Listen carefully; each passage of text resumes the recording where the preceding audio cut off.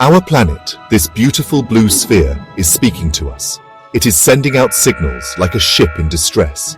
These are not quiet whispers that we can choose to ignore. They are loud, insistent alarms, ringing across every continent, every ocean. The Earth is telling us that it is in trouble. It is telling us that the systems that support all life are under immense strain. We must listen. We must understand the gravity of this moment. The signs are all around us, for those willing to see. The ice caps, ancient and vast, are melting at a speed never seen before. Sea levels are rising, threatening coastal homes and communities. Forests, the lungs of our planet, are disappearing in smoke and flame. Deserts are expanding, swallowing fertile land. Extreme weather events, once rare, now batter our world with increasing frequency and force. These are not random occurrences. They are the direct consequences of our actions. This Earth is our only home. It provides everything we need, the air we breathe, the water we drink, the food we eat. For millennia, it has nurtured life in all its incredible diversity. But we, humanity, have taken its generosity for granted. The time for gentle reminders is over. The Earth is urging us to act, not tomorrow, not next year, but now. Many of us have watched films, read books, where humanity faces a global catastrophe. We have seen fictional worlds torn apart by environmental disasters. For a long time, these stories felt like distant fantasies. They were thrilling, perhaps a little frightening, but ultimately they were just stories. We could close the book or switch off the television and return to our normal lives. But something has shifted. Those dramatic lines from movies, those stark warnings from fictional prophets, no longer sound so far-fetched. The scenarios that once seemed like pure imagination are now beginning to mirror our reality. The warnings about resource depletion, about ecological collapse, about a climate spiraling out of control, these are no longer confined to works of fiction. They are appearing in scientific reports. They are being discussed by experts. They are being lived by communities around the globe who are already facing the harsh consequences of a changing planet. The line between the imagined future and the present day is becoming alarmingly thin. This is not a dress rehearsal. The Earth itself is playing the lead role in a drama of immense proportions. Imagine our Earth as a vast, bountiful pantry, stocked with everything needed for life to flourish. For countless generations, this pantry seemed inexhaustible. It provided fresh water, fertile soils, abundant forests, and rich oceans. Humanity drew from these stores, building civilizations, feeding its growing numbers. For a long time, the Earth's ability to replenish itself kept pace with our needs. The pantry always seemed full, but that is no longer the case. We have been taking too much, too quickly, without allowing time for nature to recover. Human activities are now depleting these precious resources at an alarming rate. We are emptying the pantry far faster than it can be restocked. Ancient forests, which have stood for centuries, are felled in mere decades for timber and agriculture. Vast underground reservoirs of fresh water, accumulated over millennia, are being pumped dry to irrigate thirsty crops or supply sprawling cities. The rich minerals within the Earth's crust are extracted on an industrial scale, leaving behind scarred landscapes and polluted waterways. Our oceans, once thought to be limitless, are choked with plastic, and their fish stocks are dwindling. The sheer scale of human consumption is staggering. It is a difficult truth, but one we must confront.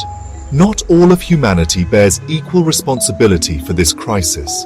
The vast majority of the world's resources are consumed by a relatively small percentage of its population.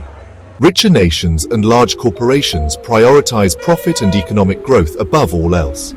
This relentless drive for profit often overlooks environmental costs. Forests become commodities, oceans dumping grounds, and the atmosphere a repository for greenhouse gases. This is the shadow of greed falling across our world. A healthy planet is the foundation of a healthy economy and society. One of the cruelest ironies of our planet's predicament is who suffers the most. The communities that have contributed the least to climate change are often the ones bearing its devastating impacts. These are frequently the poorest people on Earth, living in vulnerable regions. They have the smallest environmental footprint, yet face the greatest risks. This profound injustice lies at the heart of the environmental crisis. Consider the smallholder farmer whose crops fail due to unprecedented drought or floods. Their entire livelihood can be wiped out by a single extreme weather event. Think of coastal communities watching as rising sea levels encroach upon their homes. These are people who have done little to cause the problem, but are on the front lines of its consequences. These vulnerable populations often lack the resources to adapt to the rapidly changing conditions. They do not have the financial safety nets, the advanced infrastructure, or the political influence to protect themselves effectively. When disaster strikes, recovery is a monumental struggle. This displacement and suffering is a direct result of a crisis they did not create, a burden unfairly placed upon their shoulders. This disparity is a moral challenge to us all. The changes to our planet are no longer subtle predictions for a distant future. They are happening now all around us, with increasing intensity. Climate change, driven by human activity, is unleashing nature's fury in ways that are impossible to ignore. These are not isolated incidents. They are part of a global pattern, clear signals that our Earth is under profound stress. We are witnessing the direct consequences of an atmosphere overloaded with greenhouse gases and ecosystems pushed beyond their limits of resilience. The planet is responding to the pressures we have exerted. One of the most immediate and devastating impacts is on our ability to grow food. In many parts of the world, traditional farming cycles are being disrupted. The Horn of Africa, for instance, has faced recurrent and severe droughts in recent years, leading to widespread crop failure and livestock losses. This pushes millions to the brink of starvation, creating humanitarian crises that require massive international aid. These droughts are not simply bad weather, they are amplified by rising global temperatures, a stark example of how climate change directly impacts human survival and food security. At the other extreme, we see unprecedented flooding. In 2022, Pakistan experienced catastrophic monsoon rains, intensified by melting glaciers, which submerged one-third of the country. Such extreme rainfall events are becoming more common as a warmer atmosphere holds more moisture. The environmental crisis should dominate our news headlines every day. It should be the primary focus of our leaders and international cooperation. This is a threat to our civilization and life as we know it. Yet, we often face silence or inadequate responses. This lack of attention and action is deeply concerning. Media often prioritizes short-term dramas over the existential threat of environmental collapse. While some excellent journalism exists, the narrative often fails to convey the true gravity of the situation. The crisis is sometimes relegated to occasional special reports, diminishing its urgency. This lack of consistent coverage makes it harder for the public to grasp the full extent of the danger. Many political leaders acknowledge the problem but fail to take decisive action. Pledges are made, targets are set, but follow-through is weak. Short-term political cycles and vested interests hinder bold policies. This reluctance to lead decisively is a critical barrier to progress.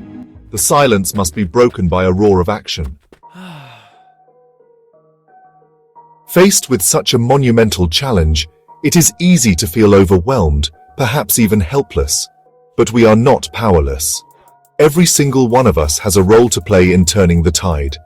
Individual actions, when multiplied by millions, can create a powerful wave of change. It begins with a conscious decision to live differently, to be more mindful of our impact on the planet. This is not just a responsibility. It is an opportunity to contribute to a healthier, more sustainable world for ourselves and for future generations. One of the most effective things we can do as individuals is to reduce our personal consumption. This means looking critically at what we buy, what we use, and what we waste. We can choose to consume less energy by making our homes more efficient, by using public transport, cycling, or walking when possible. We can reduce our water usage. We can think carefully about the food we eat, perhaps choosing more plant-based options and reducing food waste. Every choice to consume less is a choice to put less strain on the Earth's finite resources. Saving resources is another vital step. This involves embracing the principles of reduce, reuse, and recycle. We stand at a crossroads in human history. The path we choose in the coming years will determine the kind of world we leave behind. Will it be a world impoverished and scarred, struggling with the consequences of our inaction? Or will it be a world where humanity has learned to live in harmony with nature? A world where life in all its magnificent diversity can continue to thrive? This is the profound choice before us. This is our moment to decide what our legacy will be. It is a responsibility we owe not only to ourselves, but to all who will come after us. Think of the sheer wonder of this planet, the intricate beauty of a coral reef, teeming with life, the majesty of an ancient forest, its canopy reaching for the sky, the breathtaking spectacle of migrating birds journeying across continents. These are treasures beyond measure, the product of billions of years of evolution. They inspire awe, they enrich our lives, they are essential to the functioning of the global ecosystem. To allow these wonders to diminish, to vanish, would be an unforgivable tragedy, an irreversible loss for all time. We are the custodians of this precious natural heritage. There is still hope,